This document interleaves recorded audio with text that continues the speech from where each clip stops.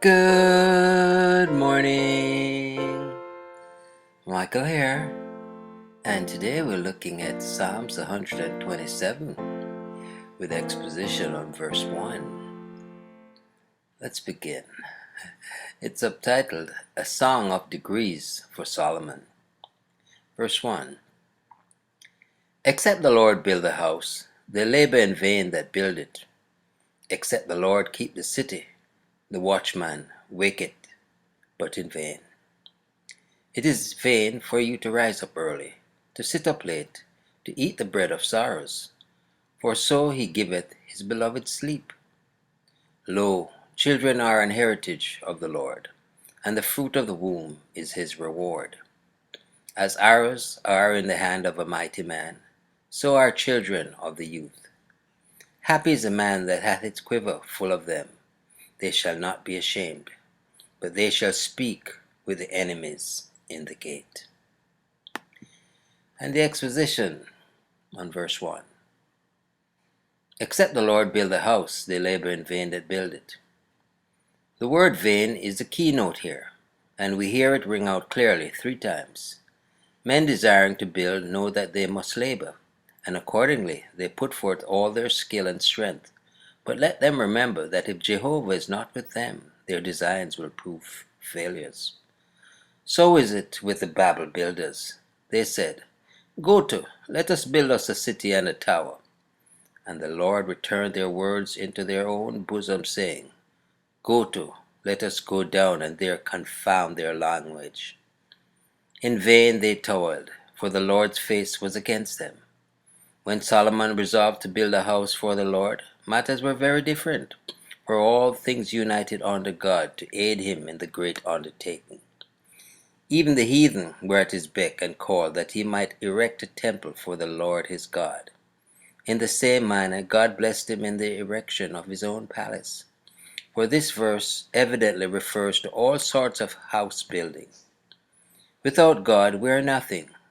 Great houses have been erected by ambitious men, but like the baseless fabric of a vision, they have passed away, and scarce a stone remains to tell where they once stood. The wealthy builder of a none such palace, could he revisit the glimpse of the moon? Would he be perplexed to find a relic of his former pride? He labored in vain, for the place of his travail knows not a trace of his handiwork. The like may be said of the builders of castles and abbeys.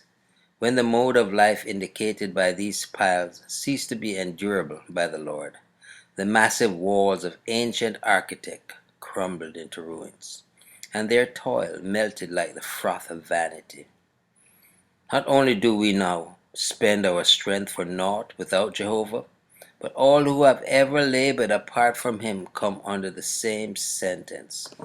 Trowel and hammer, saw and plane are instruments of vanity, unless the Lord be the master builder. Except the Lord keep the city, the watchman waketh, but in vain. Around the wall the sentinels pace with constant step, but yet the city is betrayed unless the alert watcher is with them. We are not safe because of the watchman if Jehovah refuses to watch over us. Even if the guards are wakeful and do their duties, still the place may be surprised if God be not there. I, the Lord, do keep it. Is better than an army of sleepless guards. Note that the psalmist does not bid the builders cease from laboring, nor suggest that watchmen should neglect their duty, nor that men should show their trust in God by doing nothing. Nay, he supposes that they will do all they can do, and then he forbids their fixing their trust in what they have done, and assures them that all creature effort will be in vain unless the Creator puts forth his power to render the second causes effectual. Holy Scriptures endorses the order of Cromwell. Trust in God and keep your powder dry. Only here the sense is varied, and we are told that the dried powder will not win the victory unless we trust in God. Happy is the man who hits the golden mean by so working as to believe in God, and so believing in God as to work without fear. In scriptural phrase, a dispensation or system is called a house. Moses was faithful as a servant over all his house, and as long as the Lord was with that house, it stood and prospered. But when he left it, the builders of it became foolish, and their labor was lost. They sought to maintain the walls of Judaism, but sought in vain. They watched around every ceremony and tradition, but their care was idle. Of every church and every system of religious thought, this is equally true. Unless the Lord is in it and is honored by it, the whole structure must sooner or later fall in hopeless ruin. Much can be done by a man. He can both labor and watch, but without the Lord he has accomplished nothing, and his wakefulness has not warded off evil.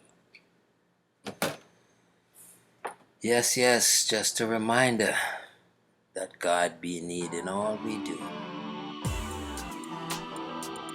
Trust you enjoyed the reading of the Psalm and the exposition. Michael here declaring yet again, Jesus is Lord. Until next time, we read a psalm.